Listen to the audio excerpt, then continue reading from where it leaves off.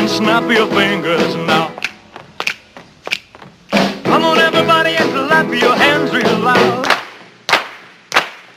Come on everybody, take a real deep breath and repeat after me.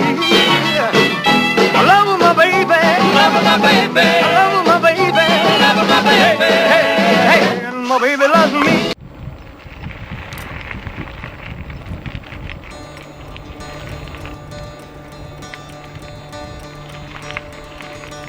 Yes, this would normally be a riverbed.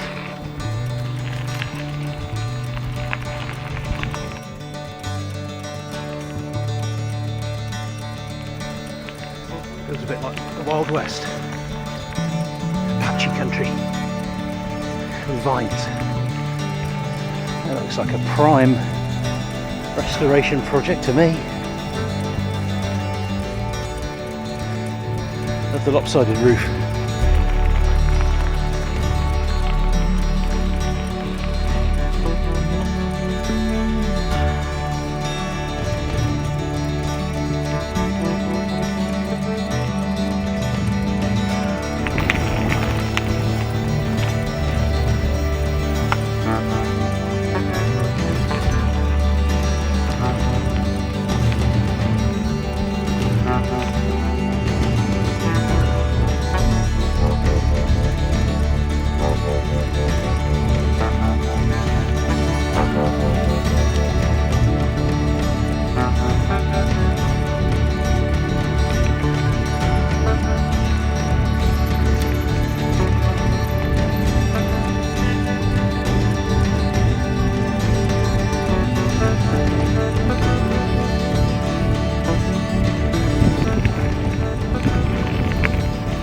Pretty blowy up here, but it's absolutely beautiful.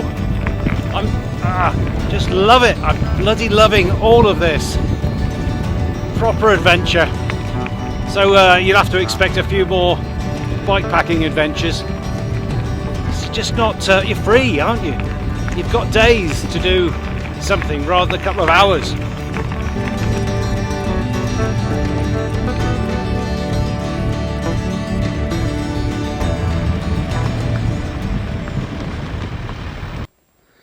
So we're just going past and through the Sebes Natural Park, or Natural Reserve. And it's a reserve for all sorts of animals, but it's famous, most famous really, for its reed beds. And within the reed beds are the Camargue horses. The Camargue horses are natural to a bit of southern France. But the Sebes recreates the conditions of that area. And so they've introduced the same horses. They're really strange horses. They actually live in water, or can live sort of in marshy ground. And their hooves have adapted. They're much more splayed, so they can actually walk on soft ground and in the water. And there is one. Let's see if they're friendly. Hello. They've got all this space. And what they want to do is put their heads through and eat what's on this side. Grass is always greener. Hey horse. Nay. The other thing Sebes is famous for is for its stork population, or rather its population when they're nesting. And there's lots and lots of nesting sites all along this road, but we're the wrong time of year for that. Now, I'm not sure we've got time, but I do quite fancy nipping down to the boardwalk that's down amongst the reeds here.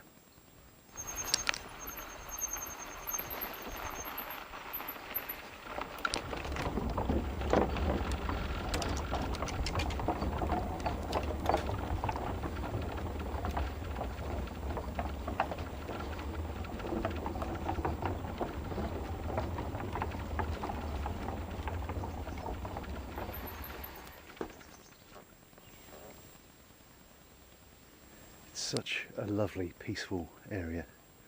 There are hides and there are these boardwalks to keep you and your feet dry.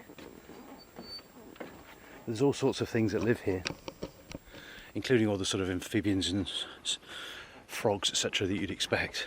But they've got otters here too.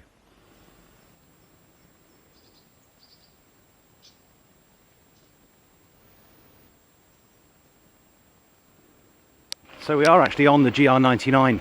This is the long distance footpath which follows the entirety of the river Ebro from source to delta, and this is what we were going to be on if I'd done the whole thing, if I'd been well enough to do the whole thing. So I'm quite happy to be doing some small part of it at least, just to give you a flavour. I was rather hoping they'd have some here. This is a stork rehabilitation centre, and well, there are 4 right there. I don't know what's wrong with them, if there's anything wrong with them, but this is where they come to be rehabilitated from whatever ills they suffer. And there's 8 more over here.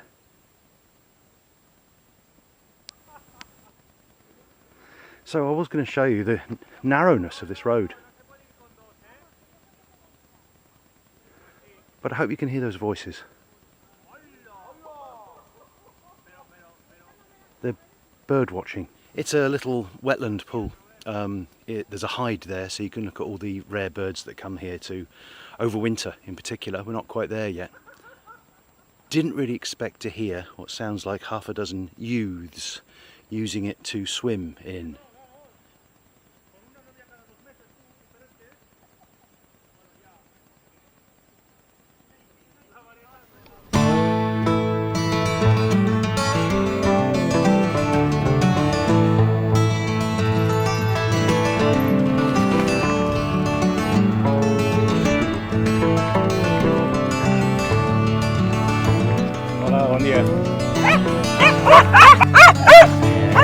I know.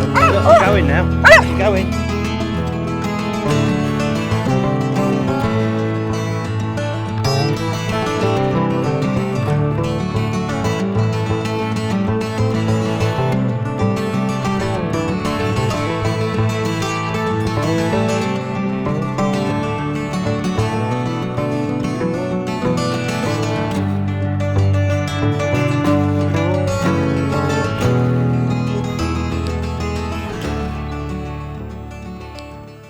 We're going up right on top of this huge mountain range now to a town that I've always wanted to go to. It's Almatret. I want to go there because there's no reason to go there. It's so easy to go around. There's main roads. It's completely and utterly isolated.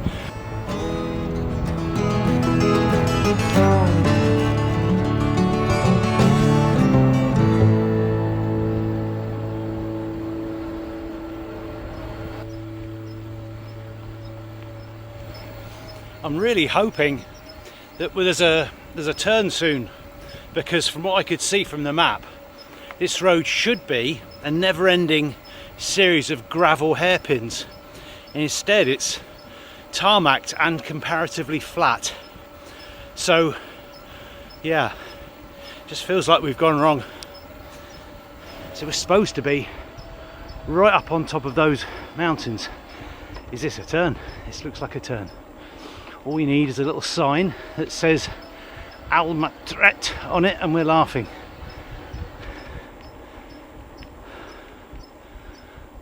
I'm not seeing a sign. That's a nasty gravel road. Right, gonna have to check Google Maps. Yep, we were on the wrong road. Now that tiny little track there does go in the right direction, so we're gonna take it. It looks like it's gonna go straight up the mountain. So, okay, well, it's all an adventure, isn't it?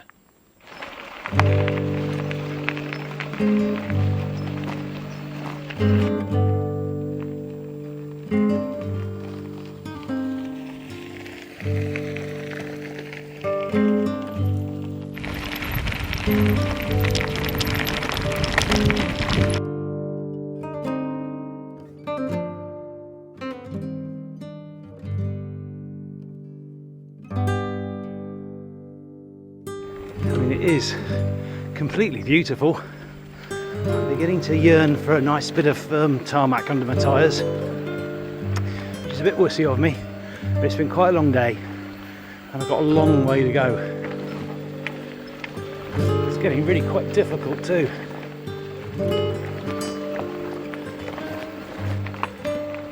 And the track goes on and on. So initially I thought this was going to be a 8-kilometre climb. Okay, I knew I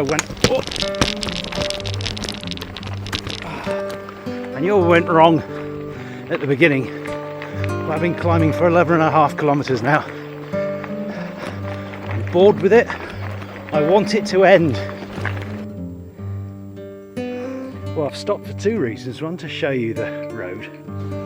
I mean, it isn't really that bad. Only, you know, like this. It's all big boulders that are loose. And I've also stopped because I'm completely knackered. And my heart's gone right through my zone that I'm supposed to be in. It's a bit hot here too. I'll find a bit of shade, I think, and have a little bit of a sit down. I came around the corner. Goes right way around to the left down there, and I saw this open sky. I thought, yes. And I saw the turbines at the same height, and I thought, yes. But we've got to go up there, and there's a ravine between us and the turbines are where the little village is, and it's everything. Oh, I've just got to get over there. Sorry about the power line. Can't really edge it out. It's just there. Well, we're as high as we need to go, but we do need to. This is the ravine I thought we were going to have to cross. It does carry on round to the right there, but I'm hoping we're at the head of it, in which case we can stay on the comparatively level and head off and see this fabled town of Almadret. I'm absolutely cream crackered. I did a lot of that just beyond zone 2. So I am quite tired because I haven't been there for a long time. I think there's going to be more views over this side. Let's collect the bike and we'll carry on. Now, of course it's not insurmountable, but I don't need it now.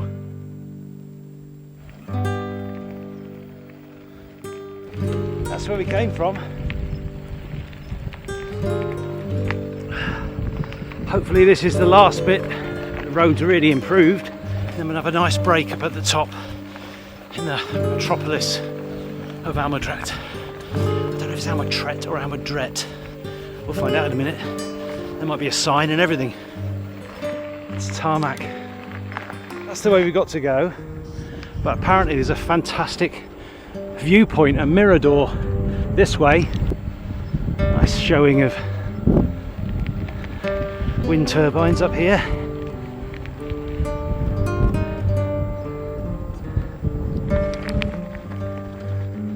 That is absolutely spectacular.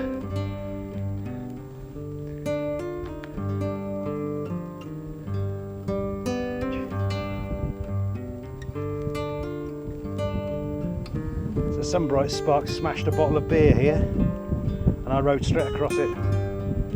So everyone have their fingers crossed, please.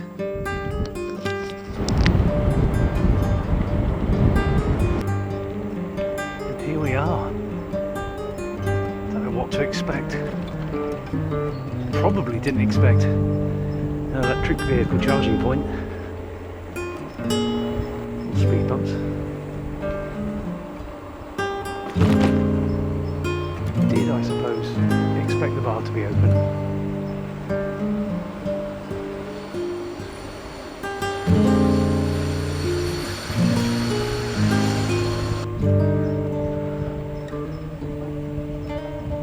This is our way out. There's a way all the way through and down the far side, which apparently makes our track that we've just come up look like a road. Buy that, someone. Ah, good, signs. We need signs. Something a bit more positive than my stupid Garmin anyway. That is it. It's that way. Let's go. I can't even trust the signs. The signs were wrong. It is this way. Unfortunately, that was the end of that adventure. I don't really know what I did. I carried on filming, and I think I'd run out of memory on the card in the camera, so nothing recorded. So we've got another ride to do. I'm going to go back up to Almadret. We're going to do it again because it was glorious. Now, what's happened since? I've been back to the UK for a week because my dad's in hospital. He's not really very well, and now I'm back. So we're going to do a few more rides on the Kemen, but Orbea are now asking for that back. So next week is going to be quite a dry but very full review. I'm not going to be doing a lot of laughing, not a lot to laugh about at the moment, sadly. But it's going to be a full review of the Kemen, and then probably back on the Gain for more adventures. This is not how I wanted this video to end, but that's life. Thanks for watching.